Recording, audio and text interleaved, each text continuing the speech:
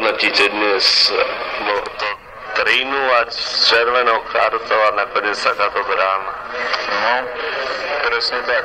Do 24. minúty, ak sme vyhrávali 3-0, to bolo všetko v poriadku.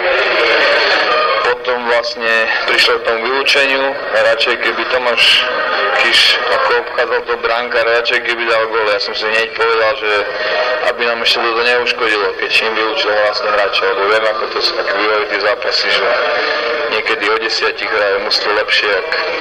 Potom samozrejme prišla ďalšia šanca, tam mal Maťo Mazák, do prázdnej brány nedal. A hneď potom následne sme dostali, po takej, sme stratili v strede loptu, neviem presne kto, či Maťo Panák, alebo kto, prišla kolma, prihrávka medzi Krajného nášho ľavého obrancu na Balaža, ktorý sa v takýchto situáciách nemýli a potvrdil to aj dneska, vlastne dal 2 góly, nie? Prvý gól v prvom počase a druhý takisto. Predchádzali tomu gólu, prvý zbytočný faul na pravej strane, štandardka, následne z toho bol roh a potom sa nám vrátila lopta do pečky, a kde sme nedokázali odkopnúť, že neboli dôrazní. Potom vlastne prišli aj šance naše ďalšie, sme to zase staré známe, že nedokážeme brať šance.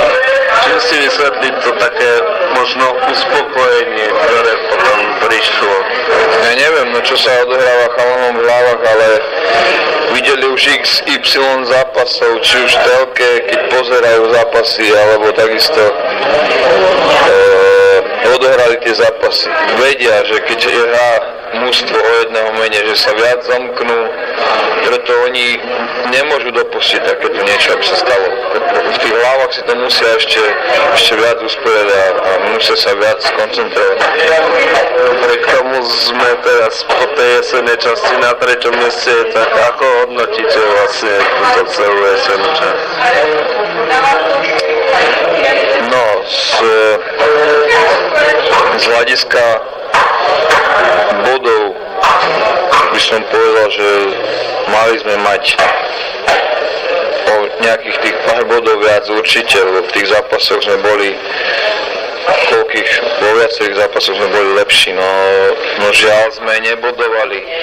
Tie body dúfajme, že uvidíme ešte ako jar, ale dúfajme, že nám nebudú chýbať na konci. Ja nehovorím, že budeme hrať o záchranu, ale ja som chcel, aby sme práve že ponáhňali tých vpredu.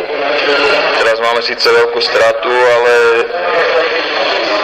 nikdy som nepovedal, alebo nikdy som nič nezabalil, takisto dúfam aj chalani, že to nezabalia a že ešte sa pobijeme o ten postup. Je tam ešte šanca, dúfajme, máme vlastne tých z prvých 7 zápasov aj 5 doma, takže keď sa to dobre naštartuje, uvidí sa po 5 kolách.